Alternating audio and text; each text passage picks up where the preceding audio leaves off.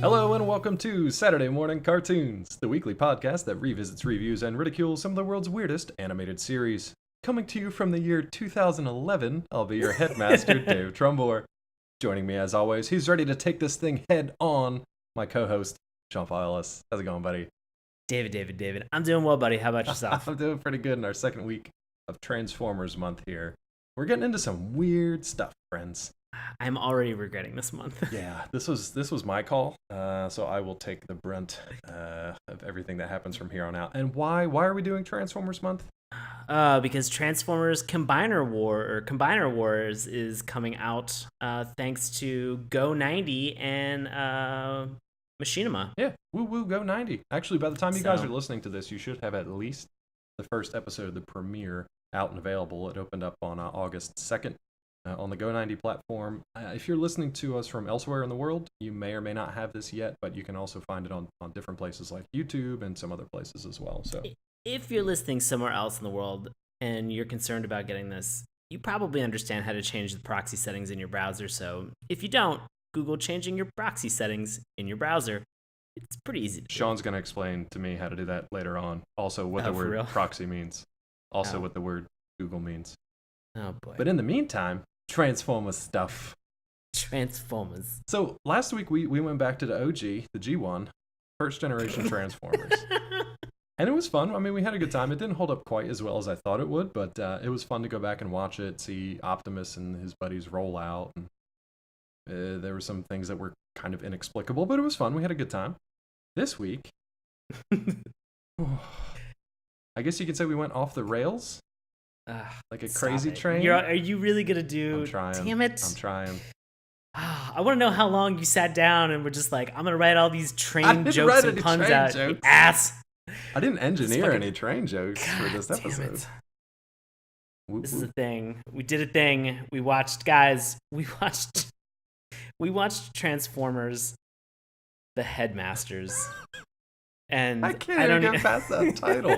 It sounds like like a Hogwarts thing. Like if the Hogwarts Express turned into a Transformer, that would make sense. That's for the longest time that has been like my frame of reference for like what a headmaster is. Exactly. Like you have prefects and then you have headmasters, and then for some reason when I read Headmasters, it got really dirty in my mind. Like it was just like Transformer metal on metal pornography, and polishing it up, shining that chrome. I'm disappointed with myself, but you shouldn't be. But I'm secretly pretty happy. Weren't there also like Headmasters? Wasn't that a VHS cleaner or like a VCR cleaner? Oh yeah, something like that. Oh my god, probably. That makes the most sense. I wonder if that's like in my head now because they just the last company in Japan that made VCRs actually shut down. So whatever VCRs are currently in existence, which is far too many, there will be no more. Except for some like weird hipster group of vintage hand-carved VCRs that someone is starting on an Etsy shop right now.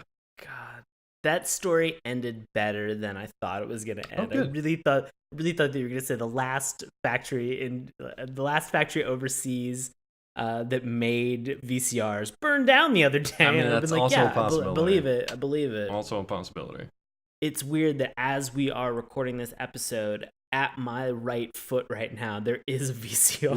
Literally 2 feet from me, there's a VCR. It's not hooked up, but there's a VCR DVD player combo that I picked up for $2 at a yard sale because I wanted a VCR. I wanted a VCR. I still have old cartoons that I could literally reach. Do you want to see them right now? Yeah, get it. I don't believe you. I mean, you don't have to, because I'm about to show you. It's funny because they're all like old cartoons, like. I have no reason to doubt your trust in this anyway. Wow. Velveteen. Oh, look at that. Velveteen Rabbit. That's how you know it's VHS and not some made up bullshit VHS. And not a brick. Yeah, not just like a brick in a box. Not just a plastic envelope. Just carry around. Ooh, American Tail. American Tail, one of my favorites. That thing's probably about ready to burst. Ricky Tikki Tavi, which I did not know. Oh, that's cool. Came from the Jungle Book, apparently. Jungle Book. Yeah. So maybe one day we'll fire these up, and I don't know what we would do with it, but I'll just watch it and talk about it. Yeah. I'm missing the White Seal. That was one that I loved growing up, and I don't have anymore. It was like this little seal that was trying to escape from fur hunters, clubbers. From being clubbed. Yeah, and he like found this like secret hideaway under the ice. Pretty sweet. Good job, White Seal. Huh. Wow, what a divergence. Yeah, wow. We're trying to avoid talking about this show at all costs because it's a mess. But if you guys out there are like us, I had never heard of Transformers: The Headmasters. John, I don't know if you have. No, not at all. I had no idea that this thing existed. Let me put it to you this way. Right. My understanding of Transformers was OG Generation 1, okay. And then we jumped into Beast Wars and we were sad. And then we jumped later past the 90s into like the early 2000s with like a smattering of other series. Right. And then I hadn't really thought much about it until I think I saw like some advertisement for like a cutesy Transformers. Like they all seemed like they were chibis. Oh yeah, like maybe it was on Cartoon Network or something like that. And it was something where I was like, I don't really know that I'm gonna watch that unless we decided to do it for the show. When the movies came out, yeah. Right, and then Neil Kaplan mentioned about Robots in Disguise, and so I went back and I watched an episode of that, and cool. I was like, okay, well this is great. And then Neil Kaplan is the guy who does the Optimus Prime voice at the end of the show, and so it was something where I was like, okay, this is cool. And then you mentioned about Combiner Wars, and I was like, oh, holy crap! Like I knew that there was a new movie that was coming out, and I won't see it. You know why? Because I don't support Michael Bay. Guys, again, don't pay him any. The less we pay attention to him, he'll stop making these movies, guys. I don't know how much of a petition or campaign I need to sell you on. Just stop looking at. Just don't make eye contact with them. Don't make eye contact with them, and don't open your fucking wallets. We're actually having this PSA translated into Chinese so we can send it to China, who fronts probably 40% of the box office these days. Knock it off, China. Knock it off, China. Ah, God. But speaking of Transformers, the Headmasters, why don't you give the folks out there a little bit of context on this mess? Sure. So when the American Transformers came to an end with a 3-part miniseries titled The Rebirth in 1987, the Japanese producers of the toy line decided to continue the series themselves, creating a full-length 35-episode spin-off series called Transformers: The Headmasters, which ran from 1987 to 1988. The Headmasters was the first Japanese-exclusive Transformers franchise, and as such, marks the departure from the Japanese animated continuity from that of the United States. So if I understand this correctly, it's sort of like when Beast King Go Line came about in Japan, and then a couple of New Yorkers, I think, just like got their hands on it and then Americanized it and fucking John and Paul and made it into Voltron. It's kind of my understanding they did the similar thing here. So they took like the Americanized version of, well, not the Americanized version, but the American series Transformers, and then just continued their own thing in Japan. Yeah. But only in Japan. Like this was never, I think it was dubbed at some point, but only on like home video releases. It was never brought to a network or anything like that here. This sort of feels like we've mentioned Harry Potter already on the show tonight. This is if you were to read all 7 Harry Potter books and you were pumped about it, like you were pumped, and you just thought to yourself, fuck, I wish these adventures and stories could continue. And then some asshole was like, oh, don't worry, I wrote all this fan fiction. And you're like, oh, perfect.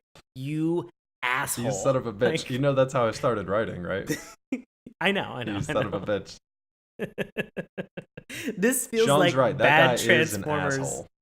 This sounds like bad.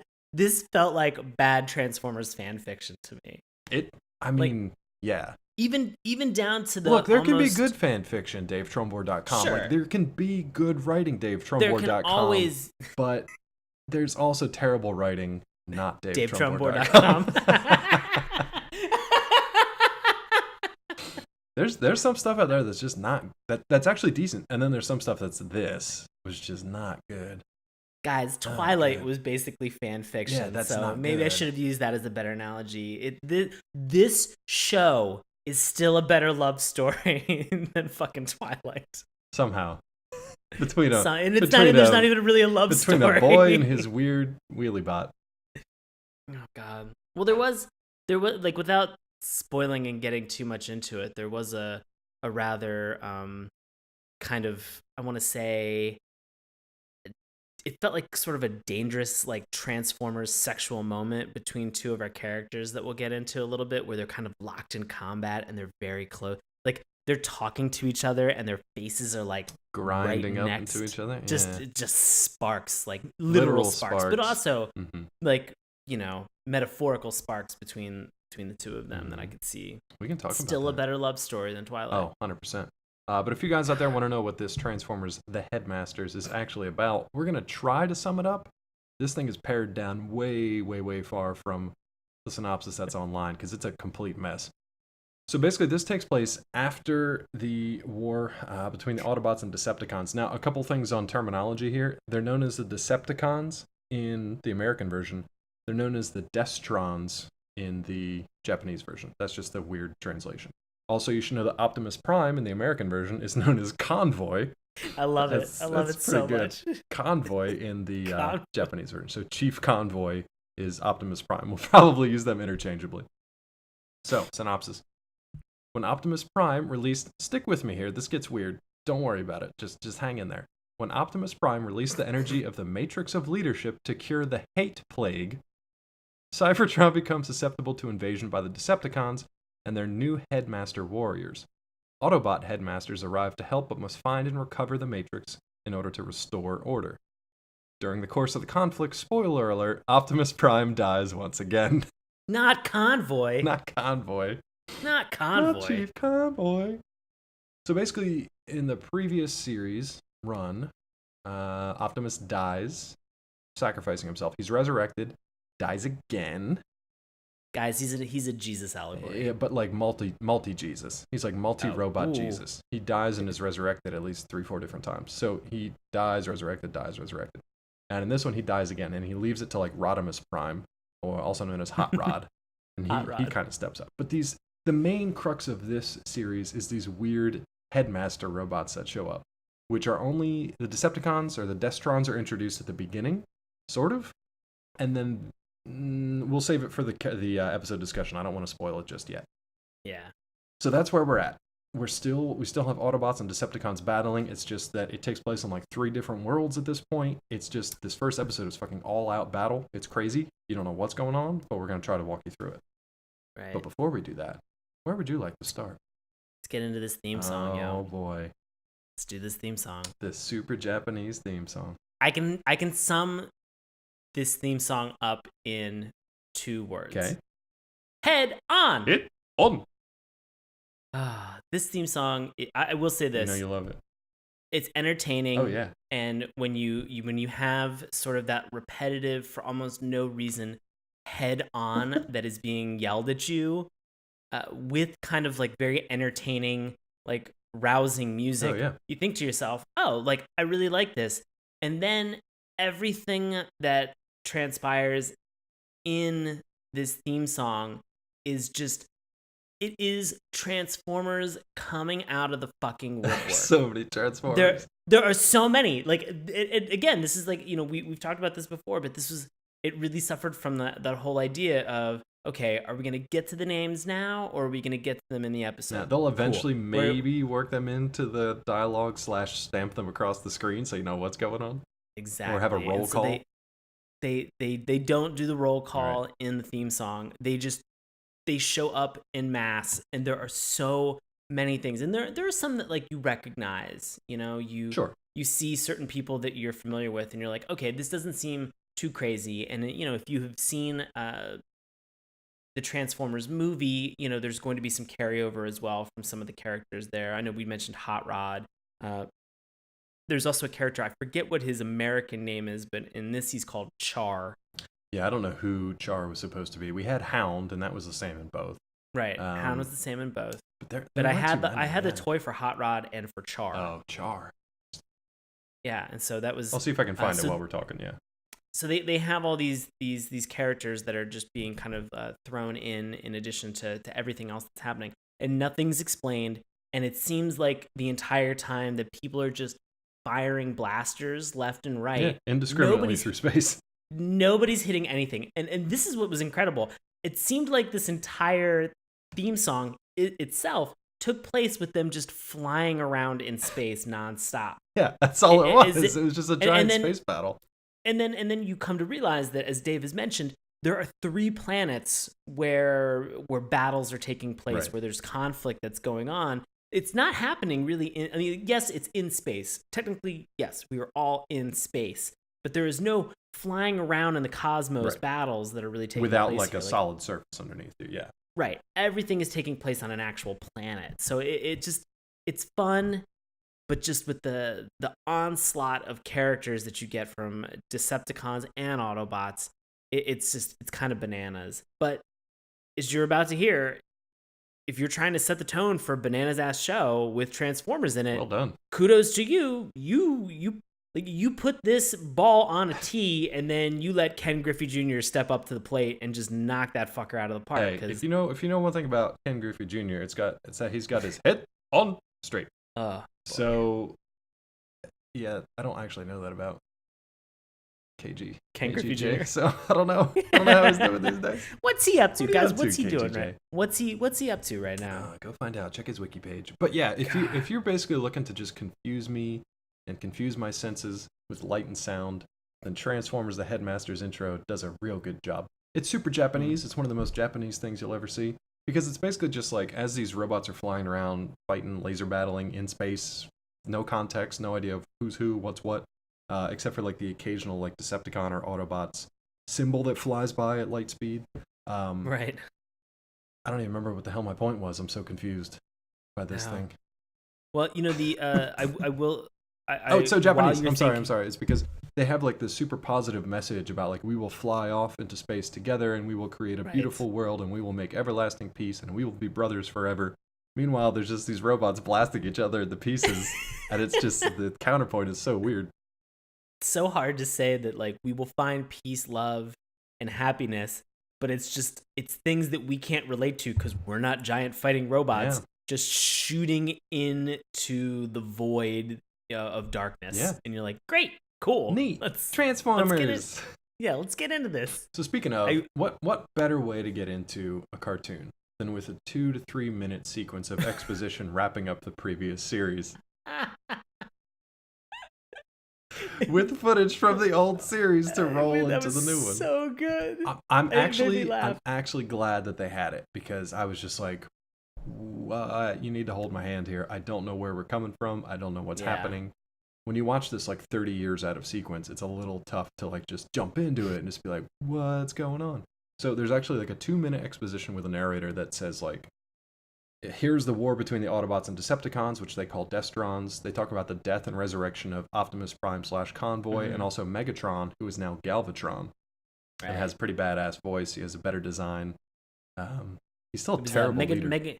Megatron was injured, and then Galvatron fused with him to make a better Galvatron that, like as you said, is pretty badass. Yeah, he's badass. It looks great. No, it looks great. He's got a commanding presence. He still has like shitty followers, and he's a terrible leader, but he's a pretty cool villain. So they walk through the rise of Rodimus Prime, even though Optimus comes back briefly, and then they talk about the creation of. So Cybertron was kind of like under attack, and then they got shit straightened out, so they were fine. They created another Cybertron, which is spelled completely differently and bizarrely, on a planet called Athenia. All right. Yeah. So you've got the planet Cybertron. You've got a Cybertron base on the planet Athenia. A Cybertron base, and then you've got another Cybertron base on Earth. Right. So you got 3 planets: Cybertron, Athenia, Earth. Very important. Right. Because once the year 2011 rolls in, that's when shit hits the fan. I love that. I love the fact that there's this little bump card that just says, it was just like, however, in the year 2011. It was the best part, because they were like, in 2010, the Destrons were banished to the outer limits of space. And then in 2011, they came back. So it's like when 1 year they went to the edge and back. So they go to the edge of the universe, and that's, in this exposition, they make mention. Yeah, they stop at a Chili's. They set up this base. And then they're just like, and they made it a real base. As if at any point in time we were doubting what kind of a base they turned this planet into. Maybe they were referring back to the first mini-series of the original series, where Megatron points at a pile of rocks on Earth and is just like, that's our base. Fair enough. Pile of fucking rock. Totally forgot And they made about that. a real base. The funniest thing, though, is like Sean said with this title card, the narrator's just like, now in 2011. And it's just like this title card that says now in 2011. And then these 4 robots just kind of like descend and just take up the entire screen. And that, from there on, man, it just hits the gas. They don't stop. They're not explaining nothing. They'll occasionally tell you somebody's name, but that's it. You're left to figure out what the fuck's going on, who's who, where they're at. The narrator tries to pitch in every once in a while, but you're on your own, man. You're in the deep end. Yeah. So we're going to try to walk you through some of it, and we're going to try to focus on some of the characters along the way, because the plot, let's be honest, is kind of non-existent. It's just bad guys fighting the good guys to try to control Cybertron again. That's basically it. That's all they want to do. That's basically it. I was a little bit nervous and concerned that this show was going to start off again with the same trope that we've seen time and time again, which is the Autobots trying to escape Cybertron and being, the Decepticons following them and trying to attack them and do that. Thankfully, it didn't happen that way, but it kind of is the same. Yeah, same setup, just a different way of getting there. Right. It's just this constant battle. But I will say for this, as opposed to maybe the OG Transformers, is that this is almost nothing but battle. Oh, it's like 98% battle. Yeah. So when we're discussing this episode, if we skip over major chunks, that's just because all they're doing is shooting one another, or they're having random talks to one another about how upright and prestigious they are, that they try to do everything above board. Sure. And and they're not deceitful. And this was probably the first Transformers that I've ever heard an Autobot call a Decepticon a bastard. Or a stupid dumbass was one of my favorite ones. Stupid dumbass. But I mean, like, this is all these are all quick breaks from them getting ready to shoot and pull a trigger at one another. So again, we're talking a lot about like the peace, love, and happiness aspect about Transformers, but I mean, you're not going to get there without, scrapping some metal. Scrapping some iron. Oof. The interesting thing was, so like you mentioned in the previous series, the Autobots were kind of on like the losing side of things to start. So like Decepticons were all like militarily trained. They were basically soldiers and mercenaries. They were fighters. The Autobots were not. In this case, it's like the Autobots have been around a long time, so they're all trained up. Chief Convoy / Optimus Prime has trained them all pretty well. There's a shitload of them. So when the Decepticons do come in, they're not quite as many of them, even though this was one of the most inexplicable things of this show to me. They come out of everywhere. These things are everywhere. I'm talking every planet. Cybertron, that makes sense. Athenia, sure, that kind of makes sense because they invaded. Earth, they pop up out of the ground. They're everywhere. And there's literally only 3 humans to be found the entire time. Right. I don't understand at all. Where are they hiding? Did Transformers kill humanity? Did they wipe out everyone but the Witwicky family? Spike, is the Carly, Witwicky and Daniel. Little Daniel and his buddy Wheelie. Oh, God. We'll get to them in a little bit. Can't wait to lament over those dum-dums. Let's talk about Galvatron and his little squad of random Destrons. Right. So we get these. Well, we get the scene where Galvatron is walking into sort of the part of this base, and I know we get it. You built a legit base this time, Galvatron. Stop rubbing it in. So here's the question I have already though: is it their base? I would assume so. But is it their base? Atrium. Because the first thing that happens after they decide who's going to do what is 4 the fuckers fucking fly through their roof and break the glass. It was the 3 Headmasters. Yeah, the Headmasters fly through, and then the Terracons fly through after them. I was like, if this is your house, you just wrecked shit. And if it's not your house, there's 0 security to be found.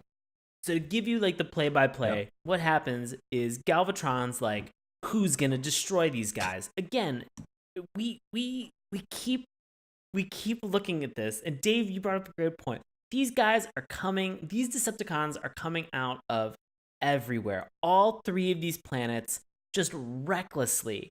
But they are together in this base, in presumably their base, and they could spend 2 seconds to be like, all right, who's taking which planet? And they don't.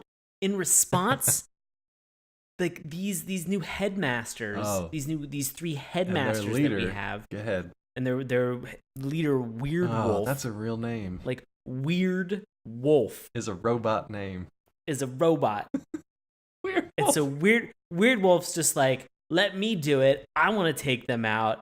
And Galvatron, again, poor leadership, poor management on his part, is like, what are you going to do? And their response is, whatever, Dad. And they smash through this glass ceiling. The glass roof. They smash this glass ceiling and they're just like, whatever, deuces. And they just bounce. And it's like, that's your introduction back to the disorganization that is the Decepticons. And it's amazing. You wonder, this is what blows my mind, is that there are moments where you wonder, with the sheer numbers that sometimes the Decepticons have, with their murderous intent and their training, how are they not destroying these peace-loving hippie fucking Autobots? It's because they can't work together. They can't work together. They can't work together. It's the only thing. Time and time again. It's the only thing. Amazing. So you get the what are they, the Terracons? Yeah, I was just gonna look up the Terracons. Let's see if I can. Terracons are sitting there. They basically don't. They're like, we're gonna go too, and they go through the same hole in the glass ceiling, and are just like, we're out, and other people just like follow them. Like other like masses of Decepticon robots are just like, well, I guess this is what we're doing now. We're all flying out this window that the Headmasters made in our home base. Can I give you a couple Terracon names, even though they're never actually mentioned in the... Please. Okay, so they apparently all formed together to form Abominus. So that's neat. I'm just going to give you their names quick. It's Hunger, Ripper Snapper, Blot, Sinner Twin, and Cutthroat. Cutthroat's the only good one. Blot. Blot. Sinner Twin apparently transforms into an Orthrus, which I'm not even going to look up because I have no idea what that is. Does Whippersnapper turn into like an old man who stands on his porch and yells at kids? It's worse. It's Ripper Snapper. Ripper Snap? And he transforms into a shark creature with legs. So he was one of the ones that the one that says we're going to go Terracons because he had like that great white shark head on his back. Okay, yeah, all so right. that's that guy. They're all a mess. Everything's a mess. So that's just like the first 30 seconds after we get through this intro. So like they all, and the toughest thing about this is it bounces around so freaking much. It goes from whatever base they're on to Cybertron gets attacked.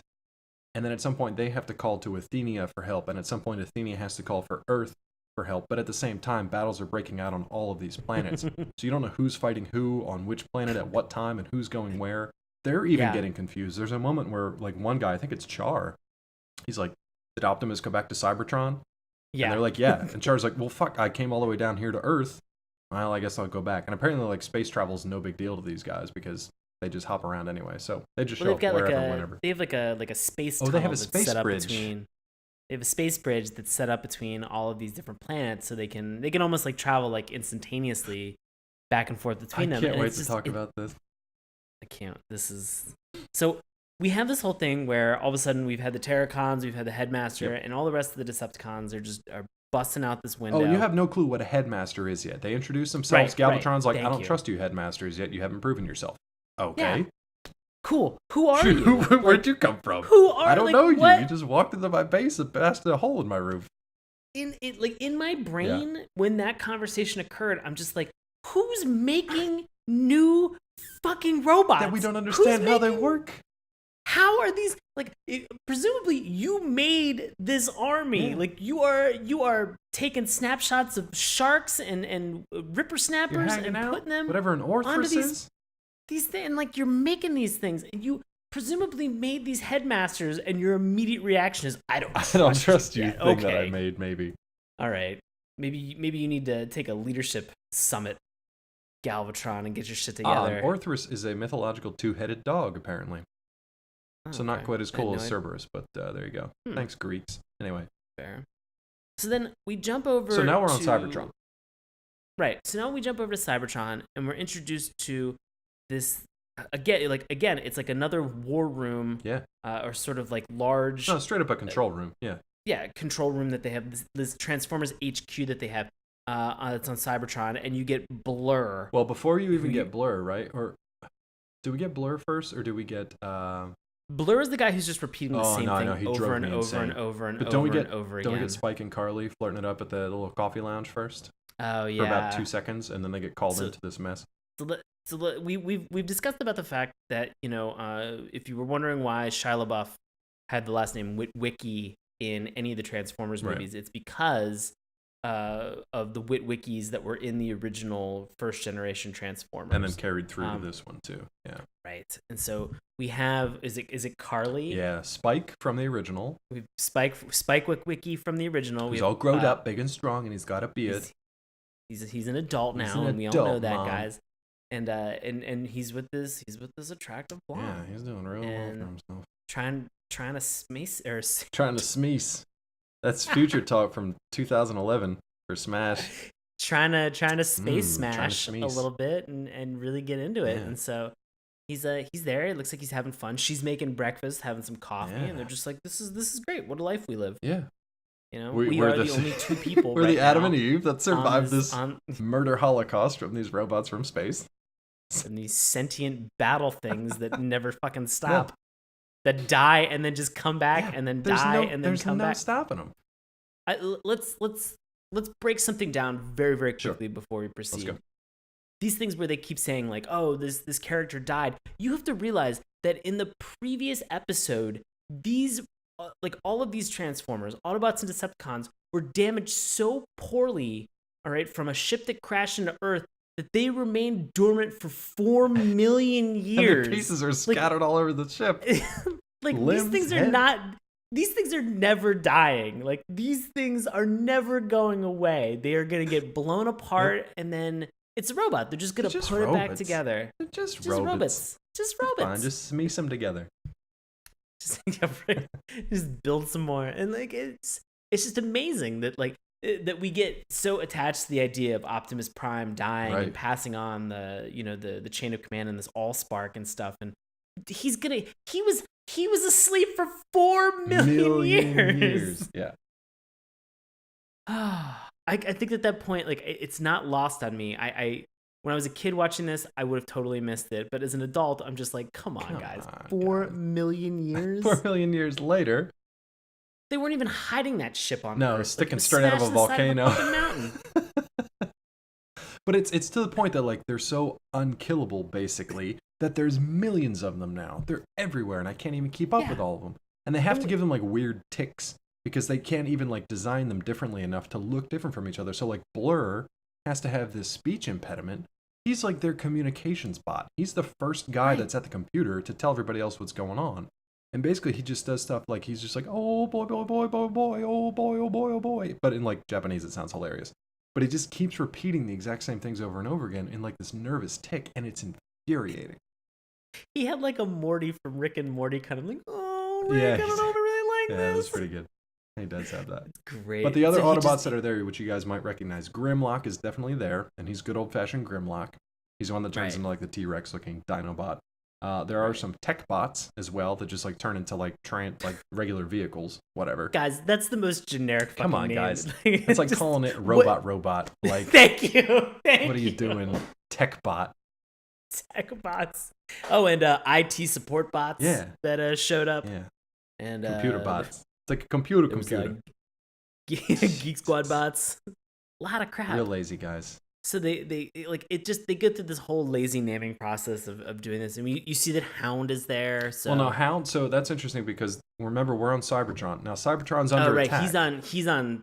They're back on the base Cybertron. on Athenia. So they call to Athenia, which is where Convoy's hanging out with Hound, Rodimus, and then a bunch of the other guys. What you got? Before we jump over to Athenia, I want to mention. What you got? And this isn't insensitive because it's a fact, but there is a Transformer that is on Cybertron that is a male who actually has a Fu Manchu facial hair. He's got the highest voice I've ever heard. It is so it's like a high, effeminate. Voice. There's even like a female robot there. Did you see her in the background? Yeah, she's just chilling. Doesn't say a word. No idea who she is. Yeah, no clue. So indiscriminate female robot in the background. A Transformer male with a Fu Manchu and a female voice. Real strange. And you just think like I get it, Japan. You guys got an exclusive Transformer, but like introduce this character. Yeah. Also, why fuck does he have facial Why does he hair? have a metal beard? Like, he's got to be born with that. He's not growing that out anytime soon. He's just shaping it, maybe? Shavings? Just adding, like, nuts and bolts onto the end of it. Just like he was just born with screws coming out of his face, and he's just slowly coating them up.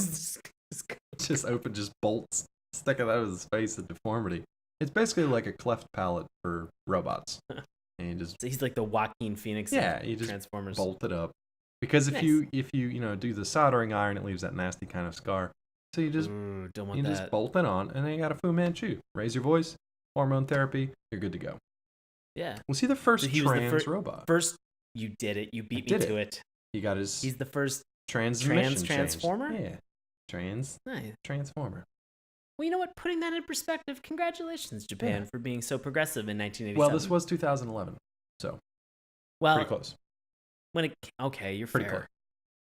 This is a history lesson, by the way. I don't know if we mentioned that earlier. This is a documentary filmed in real time. So they're calling to Athenia for help. That's where Convoy's hanging out. He's not actually in the battle yet, but he basically immediately just sends shock troops everywhere to Cybertron. They're like, Decepticon's back. Don't know how. Don't care. Send everybody. Let's go. He's like, I'm gonna go myself. And then Rodimus, who hangs back at base, he tells Meister, who I don't know who the hell that was supposed to be.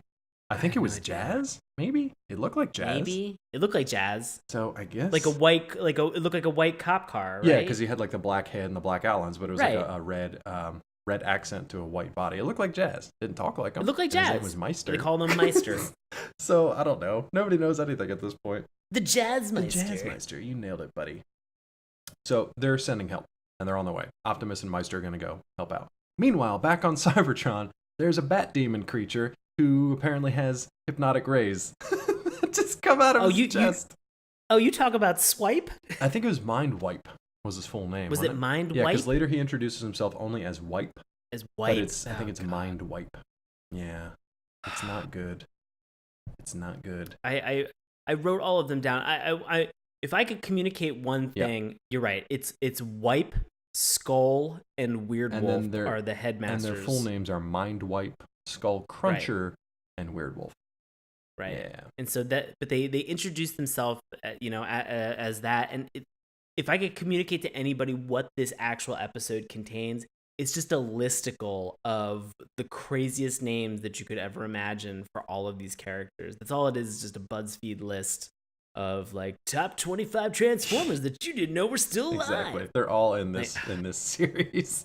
It's so and they're just continually showing up. Yeah, literally just coming out of everywhere. We haven't even gotten to Earth yet, which is the most inexplicable thing of the whole thing. This at least makes sense because it's like an assault of the defenders of Cybertron versus the attackers of the Deathstron's Decepticons. That makes sense. So we have this moment where Mindwipe puts people to sleep, and he's just like, at some point Galvatron's screaming at him, and he's just like, why can't you guys get anything done? And Mindwipe is just like, I guess I'll have to use my special power. He does this about 3 times. Fucking humble brag ass.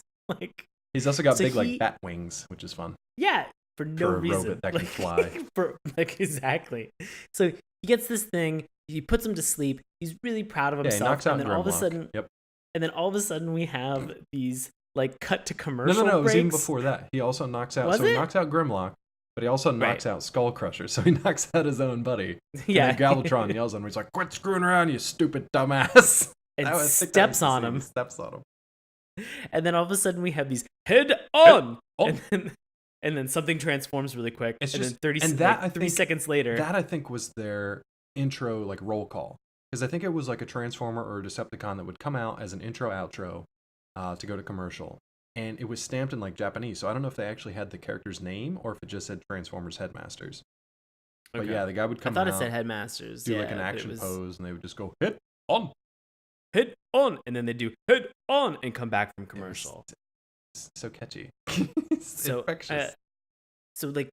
It really is. It's sad that it is, but it is it's crazy. So we get to this point now where suddenly we're on Cybertron, and we have Spike that's there, and I want to bring this up because this is the most. If you were ever to doubt Japanese work ethic in any way, shape, or form, this is the moment where suddenly Char looks at Spike and is just like, "Go to Athenia and file the report." He's like and Spike's like, I'll go to Athenia and file the report. Right, and we're like, great, go file the report. He's like the department manager. He just walks in. He's like, hey, you got those TPS reports done? All done? Yeah. He's like, I filed them all in triplicate. They're on your desk, sir. By Monday morning, because it's already Monday morning. So if you think everything's weird so far, this is nothing. This is nothing. Hold on to your butt. Compared to what goes on. We haven't even talked about the Autobot side of craziness. So now we head to Earth, where there's, again, inexplicably, which is... You talking about ninja officers? Oh my god. So explain to me why, like, randomly on Earth, there's just like a crazy battle going on already. For no reason. There's no reason. There's Autobots, Decepticons, they're all battling. Like, have they just been doing this for the last however many years? 4 million years. This battle hasn't until 2011. Yeah, until 2011. So presumably there's just like this battle going on, and it's interrupted by who? By Ninja Officer 6-Shot. Sure, I'll buy that. Who shows up and gets his own like title bump card where it's just like Ninja Officer 6-Shot. And you're like, who the fuck is this guy? It's Ninja Officer 6-Shot. Where are they making more of these? That doesn't matter. He's been hanging out for a while. So like he gets up, and so we have Autobots. Sexy. We have Autobots and Decepticons. I know. We have Autobots and Decepticons that are locked and engaged in this battle, and they're behind rocks and they're shooting each other, like an old school and Western or something. Yeah, they're barely hitting, or they hit some rocks that are in front of it, and something blows up. And in this instance, I'm like, have these guys never thought about grenades, anything in their Cannons, warfare?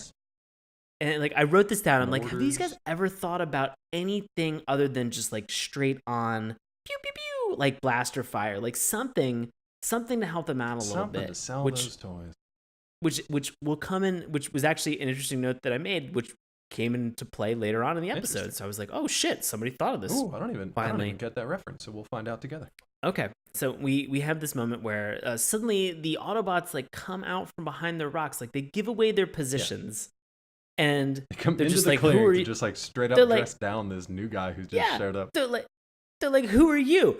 Ninja Officer 6-Shot. He's clearly a Decepticon because he's got a purple head on his chest, not a red one. Yeah, exactly. And so they're just like, who? They're like, I'm the leader of this troop, and I'm gonna take you out. And so Ultra Magnus is like, I'm the leader of down here. I'm gonna take you out. And then in that moment, 6-Shot does one like, and again, Dave brought it up with Westerns. He does like that quick draw thing and just like blasts him. Well, the best part was Magnus he even like blows off the top of the barrel of a fucking laser gun. The best part with the animation was that he pointed it directly at his face. With his robot breath. He blew it out. Got an air compressor tucked in his little oral cavity there. But I just imagine it's like a fan and a PC. He points his blaster dead at his face.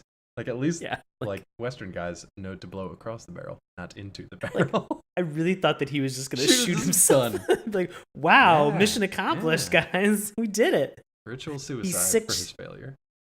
He just 6-Shot himself. Well, I love that when he shows up, right? 6-Shot shows up, and the other guys are like, "Who is this impudent interloper or whatever?" Like they treat him like he just interrupted a business meeting or something. Right. Like they're not concerned.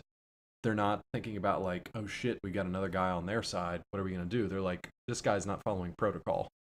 Like he walked into the wrong conference room, and people were pissed. Yeah, and he didn't bow deeply enough or something. Yeah. So we all of a sudden we smash to Daniel and Wheelie now. Let's finish up 6-Shot and Magnus because we cut back to them in a second anyway. So let's finish them up and then we can go to Danny and Wheelie. How's that sound? Because I mean, basically it's just a battle between 6-Shot and Ultra Magnus that gets real grindy. Oh no, that actually comes in a minute. Yeah, exactly.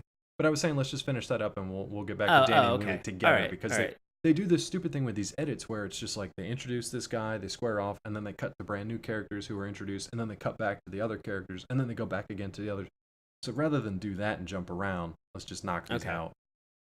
So we're not going to give the listeners the full experience of the insanity that is the show. Trying to keep you guys listening because, damn it, it was a pain to watch, and it was only 24 minutes, and 3 of that was intro. We're not even halfway through this episode. If you're like, there's so much shit that's going on in this, I don't even get it. No, none of this will make sense by the end of the episode either. These are just little vignettes of battles. We're just trying to introduce random characters. if you're thinking that they're weaving a larger narrative thread in this, like you're totally like don't hold on to any of this. We're just trying to introduce as many bizarro characters as possible and tell you what they're trying to do. So after this interstitial scene, suddenly we have this thing where we have Ultra Magnus and we have Six Shot that are like they are Greco-Roman style wrestling with each other, but they like when two professional wrestlers will like lock it up, like when two like with people their care about each other. Oh yeah, exactly. And there's that moment where they're holding each other's like hand and their neck, and this is like what they're doing, and it looks like they are. But in wrestling, it seems powerful. It seems really masculine. Sure. It seems like there's an intention with this. Between Ultra Magnus and Six Shot, it looks weirdly romantic. Like they are going to kiss, and then Magnus just picks up Six Shot and just throws him over his head, and then jumps on him like to kind of like body slam him, misses, and Six Shot just gets behind him and just pulls like his neck back. It's just like pulling his head and his neck like he's gonna like just like pop his head right off of his robot body. If you were into like same-sex robot play, then this is a scene to watch. This is like, but how does he get saved, Dave? How does Ultra Magnus get saved? How does he get saved? From Deus Ex Machina, known as Trainbot. We've been waiting for this. Fucking Trainbot, ladies and gentlemen. Now, if you're wondering what Trainbot is, it's a robot made of trains. The Trainbot literally just falls in from the sky, just like kicks Six Shot to the side, and then they all fly away together. That's what happens. It's the most like just. That's the extent of it. It's the worst payoff. It's the worst payoff. What are the names? I think they even like dissemble into like their different parts, because don't they say transform and they like split into like the 6 different train cars. So now there's like 6 little weird mini train robots flying around. So, Dave, I want to ask you the question without looking at a list. Okay. What do you think the names are of those individual train bots? I didn't look them up. I'm going to say one's got to be like Locomotus. One's got to be like Caboose. Dining Carcass. Steerage. I hope one's like Half Boiler. One's just called Snowpiercer. Oh, Snowpiercer. Yeah. Actually, if you guys are interested in train stories, head on over to DaveTrumbore.com. I've got one called can't remember it right now. That's a terrible selling point. That's a terrible plug. Yeah. What the hell's the name of that? Doesn't matter. Moving on. You'll find it. Look around. Dig around. Just search trains. Search for trains and dig around a little bit. You'll find some good stuff. So I don't know. What were their names? Do you have their names? No, I don't. I don't damn even it. care. Well, now I just love the fact that they're called train bots. They're just called train bots. And they literally... Okay, here we go. Their names are not what you'd expect. Like Dave, Frank, Henry. Basically, they're all John Henry? They're all Japanese, and I don't know what they mean. I don't have a translation here. Oh, wow. So I guess they're just names of like Japanese trains, because they all transform into like different engines of different trains. Oh. Like bullet trains and all kinds of Japanese trains. So that's kind of interesting. But the fact, like, I know Japanese culture is like pretty big on trains, way more so than here, at least in contemporary times. We used to be pretty big here, but not so much anymore. So that kind of makes sense. That's cool. The execution of it within the show itself, though, is not great.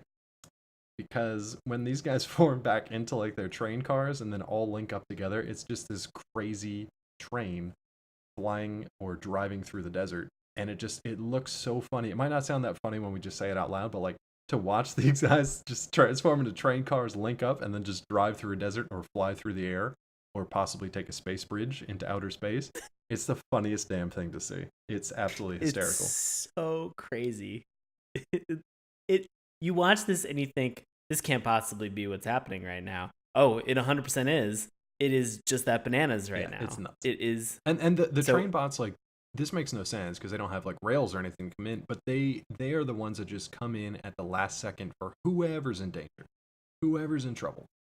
Do you think that somebody was like, hey, this show's going off the rails, we should put in a train bot that has no rails? And you're just like, perfect. Yep. Bring them in. Thumbs up. Bring them in all the Greenlit. time. People love trains and bots. I guarantee it was a big seller though. I guarantee kids love that. I'm sure it was. Trains that turned into fighting robots. Hell yeah, I'd have been into that. Hell yeah. Let's get All into right, so it. speaking of train bots, that's a good segue into our buddy Daniel and his Autobot pal Wheelie. I want to ask you, this whole interaction that's about to happen, can you sum it up in 2 sentences? Because that's almost all the time that like I want to spend on it. It's such a not unnecessary. I can sum up. There are two scenes where we actually hang out with Daniel and Wheelie. In both instances, they're trying to run somewhere and they run into like a large creature robot that tries to kill them, and then they get saved by a friendly robot. Pretty much at the end. Or in Daniel's moment, the second time that this happens, he runs into a robot. Now, granted, he is living among these robots. Yeah, but I feel like this one probably would have been a little. I'd have been like, that's one not to fuck with. Really? But he looks at it and he just goes, a monster. Right. The first one looked like a giant dragon. They were like, oh, Dinosaur or whatever his name was, Dinosaur. Dinosaurs.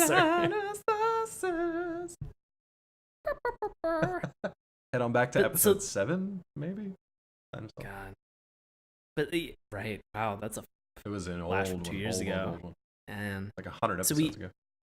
We get this moment where Daniel and Wheelie are like, "Hey, we gotta get out of here," and they're like, "Great!" So they begin running. Oh no, they bumped into this giant Decepticon Dinosaur T-Rex robot thing that's suddenly coming after them, and then they trick it to walk over a bridge. What?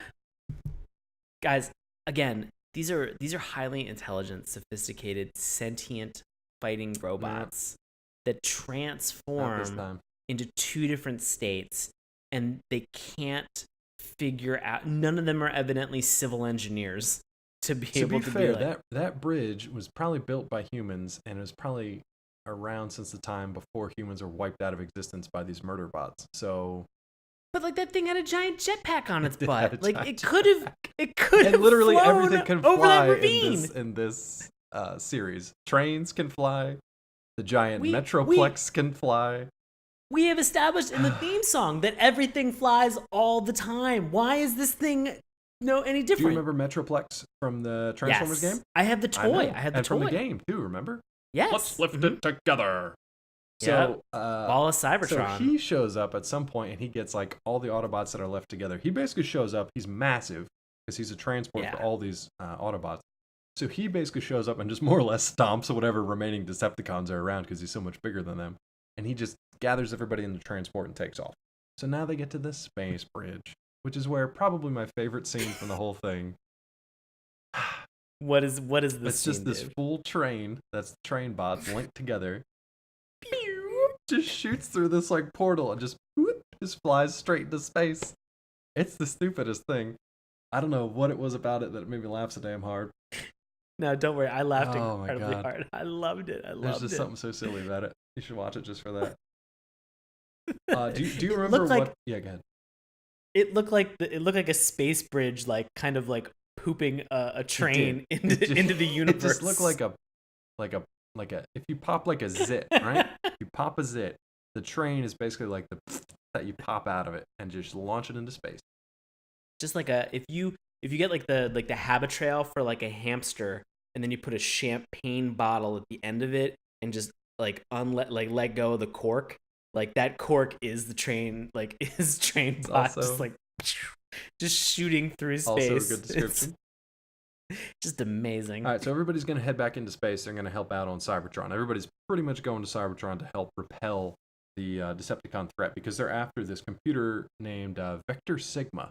I didn't mention that in the synopsis. It is pretty important because it kind of like it basically maintains the status of Cybertron. I don't really 100% understand it, but the fact that it's not working properly, the fact that the Decepticons can get a hold of it, which will allow them to control Cybertron. Right. Real quick, do you remember what the creature was that Daniel ran into up on Cybertron? It's like a bowl. It's like a red bowl creature for some reason. Random bowl creature, and then it served nothing. Who saves the day? A train bot. Who saves the day? Trainbot. Trainbot comes out. And Trainbot doesn't even have a cattle like catcher on the front of it. Which would have made perfect sense. Barrels. Yeah, it would have been the only instance where this show would have actually been hilarious. made sense. Are you kidding me? It would have been so. He just shoulder charged it. he like Trainbot comes out of fucking nowhere. It smashes smashes into this red Decepticon like Bullbot, Taurus, this like Bullbot, and just shoots it into nowhere. And you're just like, well, that thing's dead. That thing's obviously just dead. Killed a bull. And then he looks at Daniel and he's like, you probably shouldn't be here. Yep. He's like, you should probably get out of here. You should just be human paste at this point, Daniel. You're worthless. So there's also a moment. Okay, a lot of weird shit happens at this point now too. So now we're on Cybertron. The war's taking place outside. Optimus, meanwhile, him and Meister have been like battling through this whole thing. They're trying to fight their way to this computer Vector Sigma. Meanwhile, back in the control room, there's Rodimus, there's Char, who showed up. Why on earth was Char talking about the old wars in which they put civilians on a ship and tried to like send them off? Why was he talking about that? Just reminiscing. Just an old, weird, rusted-headed monster bot reminiscing about the old times. So everything that we've had up to this moment has just been like bam, bam, bam, bam, bam, thing after thing after thing after jump cut to a new 3 planets, like space location. bridges, train bots, doesn't matter. It is so confusing, and then we get to this point where suddenly it like the tempo slows down of the episode for 2 seconds for Char to just be like, and I remember in my days when we used to be sitting on the porch and shooting Decepticons. Sipping old 10W40 on a cool fall morning. just polishing gaskets and getting ready to go out and transform into different things that we felt that we could become. Just a good Sunday morning rollout. A good, how I like to describe it. And it flashes back, too. It's not just him talking randomly. It's like an actual flashback to the G1 series. They give this crazy old kook, like, the ability to just be like, I'm gonna reminisce for a couple minutes. Again, we're nearing the end of this episode, but it's one of those things that like you think to yourself, like, why did they spend so much time? Because they call him out on it. They're just like, what does this mean? And he's like, I don't know. I just want to talk about it. I don't know. I just want to talk about it before I die, I guess. But in this moment, only white woman that's on the entire planet is like, what's that on the HQ screen? You. Finally, somebody points to an impending threat that no one knows about. It sparkles. It sparkles. And the response that they have to this poor woman who's calling out something, somebody just goes, hopefully nothing. Hopefully and then they move on. Yeah, they do, but they come back to it. They come back to it. They do, obviously. They come back to it. And Blur is freaking out this entire time. He probably has the most extended sequence here where he's like, it's a ship. Might be bad. Might be bad. The best part is that they cut to the ship, this ship that is in the sky that they zoom in on. And they're just like, I wonder if it's good. I wonder if it's bad. I wonder if it's good. I wonder if it's bad. There's a giant Autobot symbol on it. Huge Autobot symbol. I was just like, oh, they're good guys. You're fine. Don't worry about it. Like in that moment, I was like, finally, these dumb headmasters. See, and that's the thing. Up. So if you've been paying attention in the beginning of the episode, forget literally everything we've talked about, except for the introduction of the headmasters in the beginning of the episode. Because if you have them introduced on the Decepticon side, you have to have them on the Autobot side, right? So obviously these guys are going to show up eventually. Not quite there yet because we have to have the random triple bots, apparently. Triple bots? Aerial bots? Aerial bots show up to help. We have the Constructicons that show up at randomly, some point. Yeah, fighting it out. Which I love the Constructicons. Great and I love when they turn into Devastator. Yep. Like, so cool. But they're not even mentioned. They're just having like a random fight in the middle of this courtyard. Yeah, and in that moment, like, Optimus Prime is just like, oh, I can't allow you to stay here, miser, or whoever. Perhaps Meister, like, maybe Jazz, whatever your name is. Whatever rando just popped into Cybertron from a space bridge, and he's just like, I can't allow you to do that. And then the triple bots show up, and he goes, oh, triple bots, you take care of it. You're a shitty variety of Autobots. You stay behind. No one buys your toys. You stay here and sacrifice your parts. And the best part is that, like, Optimus Prime pays them the respect of saying, you deal with this oncoming threat, and then turns and leaves. And the triple bots stay there, and they don't move. Like, they don't even turn into any. They're just like they've hit blue screen of death for Transformers. They're just and they're just fodder like, at this point. Ooh, somebody power cycle us. All right, so now we've got to get to the computer Vector Sigma, right? The problem is, remember those Headmasters? What a terrible name. The Headmasters from the beginning of the episode that busted through the glass ceiling. Haven't seen them because they've been at Vector Sigma and they're holding down the fort for the Decepticons. So we've got Weird Wolf, Skullcrusher, Mind Wipe. And so this is the moment that I said that, like, you have all of these Decepticons that are up on the ridge of this base, and you have all of Autobots that are shooting up. They're not at a very strategic advantage. Even though they outnumber them, they're terrible shots. Right. So nobody's hitting anything. And so in this moment, you see the Headmasters. One of them's got like this like glowing ball. And I'm just like, please let that be a grenade. Like, we've been fighting forever without any grenades. That's like a core component of like any video game where you get a blaster. Or just, you want a grenade. History for literally hundreds, if not thousands. Ever. Of years. Like for 4 million years. Like, we've had grenades. Obviously not. But in this moment, you're just like ancient. There's evidence of like ancient like bee grenades, basically, where you'd like get a hive and kind of shake it up and toss it. I mean, that's been around for literally thousands of years. So. Like, guys, we've been really good at like incendiaries, like chucking shit for like us and throwing stuff. Or, like we love baseball, with plague, fun stuff, and we love blowing crap up. So it makes sense. Come on, so robots.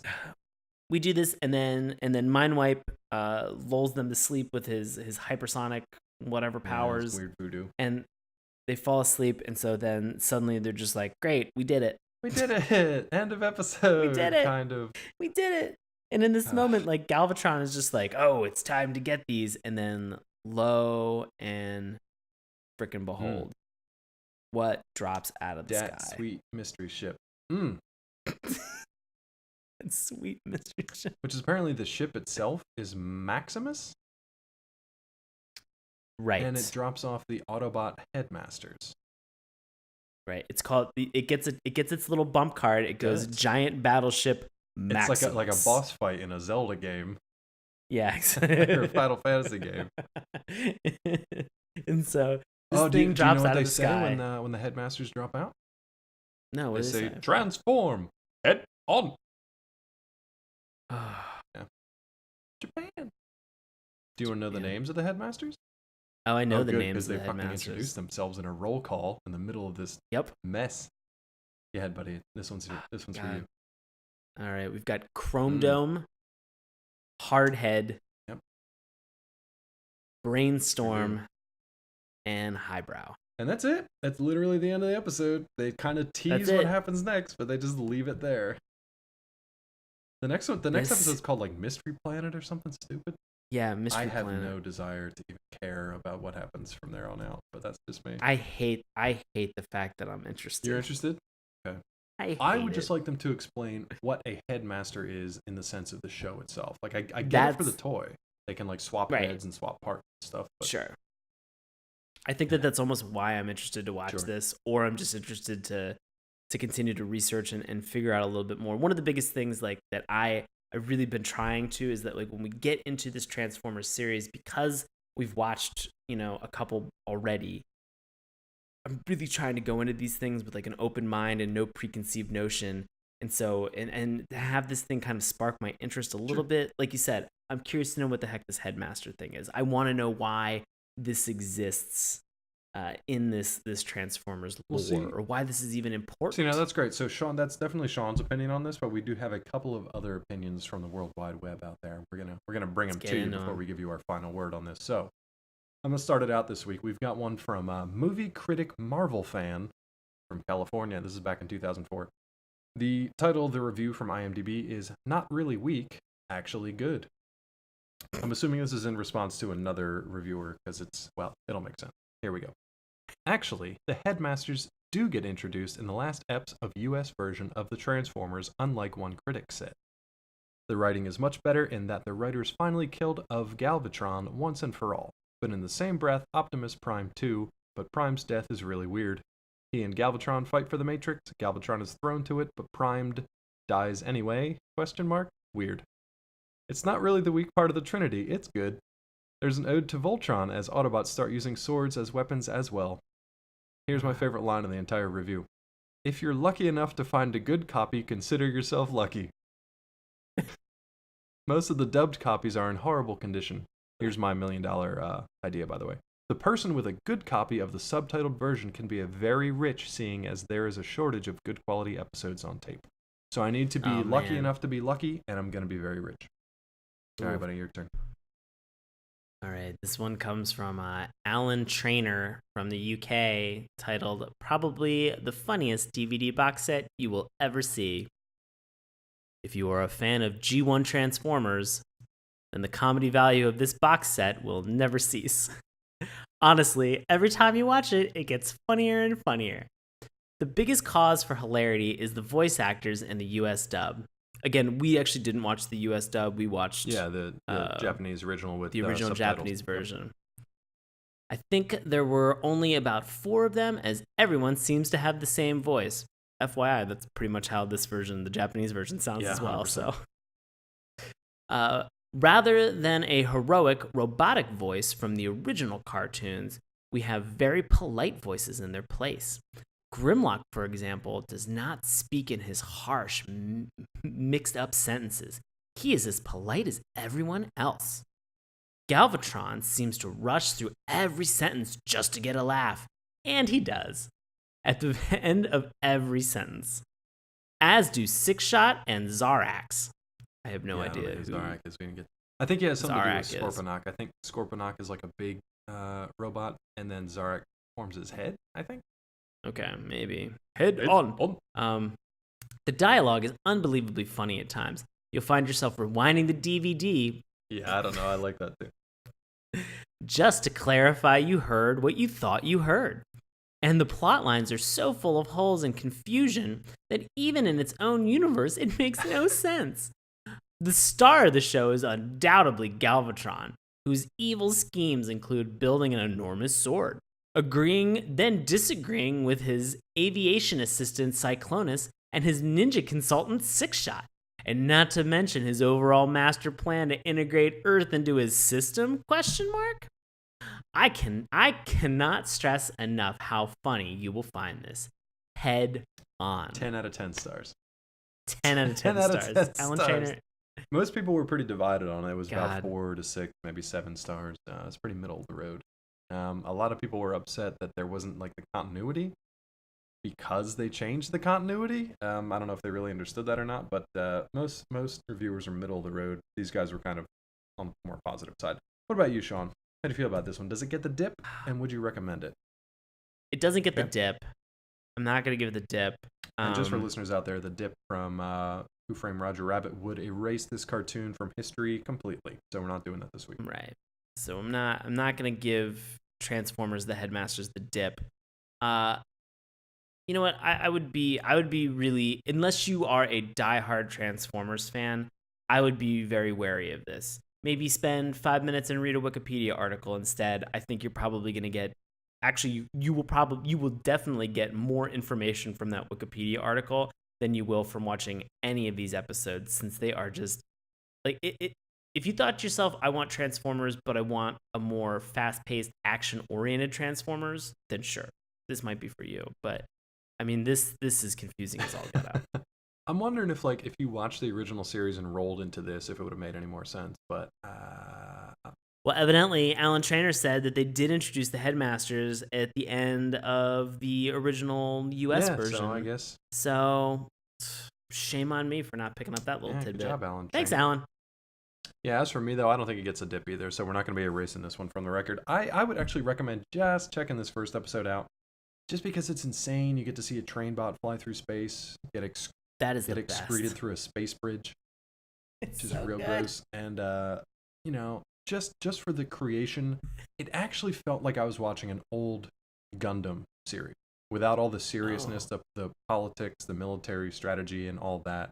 It looks like you just watched like a supercut of Gundam action. I know it's not quite the same design, but like with the Bullbot and the dinosaurs and some other stuff, it looked very similar to some of like the wackier Gundam. Okay. So it basically just looked like a Japanese robot anime.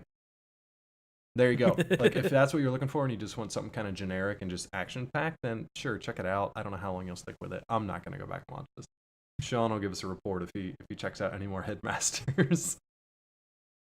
I sadly probably will. But if you guys have a VHS copy or whatever of the subtitled, if you have any copies of this show, just send them to us. We'll take care of you. It'll be fine. Well, I mean, do they want to? Because, I mean, that person is probably considered lucky, very lucky. And Dave, well, look at this. Dave is trying to get your luck by stealing your VHS tapes. Lucky cat. Trying to get your luck. Get lucky from your luck. Oh man, this concludes Transformers: The Forever Headmasters. and a day. We're never coming back to this show. Wish I had a large book just to slam shut. Like a film flapper or something. Anyway, buddy, what do you have coming up in the next couple weeks now that you're done watching Transformers: The Headmasters? Oh man, as always, I am a performer with Washington Improv Theater. We have a bunch of shows that are coming up, as well as we also have a themed show that is going to be coming up in the next couple months that is all about the election cycle, and you can find out more about it. If you are as tired and as bored with all of the news and the media, we are going to be lampooning and making fun of that on stage for your enjoyment in a show that is called POTUS. At least we only have 3 more months of that. I wish we had 3 more months of your show and not this election crap, but yeah.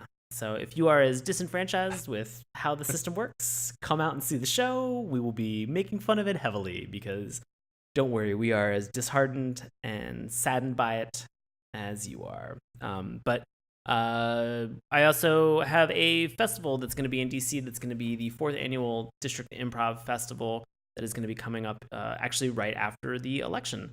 So it'll be November 9th through the 13th. You can find more information at districtimprov.org. And as always, I am on Twitter and Instagram at Sean Paul Ellis. And as far as I know, that show is going to be airing after the election as long as certain creative processes are still allowed and not outlawed for being weird or slightly different from the normal thing. So we'll see what happens. I'm just assuming that if Trump gets the presidency, that he'll just cancel podcasts. That's for sort of business. Just cancel all podcasts. They're waste of time, worthless. Ugh. Dave, what do you have going on, buddy? Well, if you're interested in finding out more about what I do for an actual living, you can head on over to collider.com or nerdist.com, where I contribute mightily to both of those fine websites. You can also head on over to davecrumbore.com for some of my short fiction. Hey, guess what out there, train aficionados? If you're interested in train stories, I've got one called Snow Runner. You can check that out. And I totally remembered the title this time. So good for me. Did it. You can also find me on Twitter at DrClawMD. If you're interested in finding out more about our show here, you can check us out on our website, SaturdayMorningCartoons.com. Remember, it's morning with a U. You can also find us on Twitter at MorningTunes. Sean's been putting up some controversial images on our Instagram page, Instagram.com/SaturdayMorningCartoons. You can also check us out on YouTube, where you can listen to us or watch the video podcasts we're going to be putting up soon, hopefully, with hopefully some more video content in the future as well. You guys have been fantastic on Facebook. It's so much fun interacting with you and getting your messages, getting your comments and your likes. So we really do appreciate it, guys. And we try to respond to each and every one of you. So we really do appreciate your patience and your communication with us. We love it. Go ahead, Sean. And if you guys have an opportunity to rate and review our podcast on iTunes, greatly appreciate it. It helps keep us on the charts, helps keep us relevant. We are on Google Play now, as well as also Stitcher and iTunes. So any venue that you guys would like to share any feedback with us, even if it's negative, I'd love some negative feedback. I wouldn't, but any feedback is great. Please don't. Actually, constructive stuff is great. Like if you guys have suggestions for what we should do, if you tell us stuff you do like, tell us stuff you don't like. I know we've got a lot of regular listeners out there, so if there's stuff you think we could improve or stuff you'd like to see, or even shows you'd like us to cover, which we've gotten some notes about that recently, which is fantastic. Let us know. We're listening. We'd love to improve the quality of the show for you guys so you continue to listen to it, because we're having fun doing it and we want you to have fun listening. Absolutely. So yeah, you can download those podcasts each and every week through iTunes, Stitcher, and Google Play, as Sean mentioned. And if you're setting that up for a weekly reminder, please just drop us a rate and review. It's super quick and it helps us a lot, so we'd appreciate it. Everything else, you can contact us through email, SaturdayMorningCartoons@gmail.com. If you hate Transformers, you're going to hate the rest of this month, because we're talking about them for you're boned. 3 more weeks. I don't know what anything else is on this list, except the one that I mentioned that started this whole damn thing. Yeah. Do you know anything about Super God Master Force? What? No, I can't wait, because I hope that this is a crossover with Voltron. Does Optimus Prime fight the God of the universe? I hope, and he's banished. He's just split into 5 parts, but not lions. He's just dismembered. Yeah, they're just Red Bulls. And I don't mean like a Red Bull. I mean like cans of Red Bull. Gives you wings. Yeah, that's how he comes back. And we'll be back next week, Saturday morning cartoons. Thank you guys for listening. We will see you next time. Hey, everybody. Thanks a lot for listening to Saturday morning cartoons. Now, if you'll excuse me, I have to transform and roll out.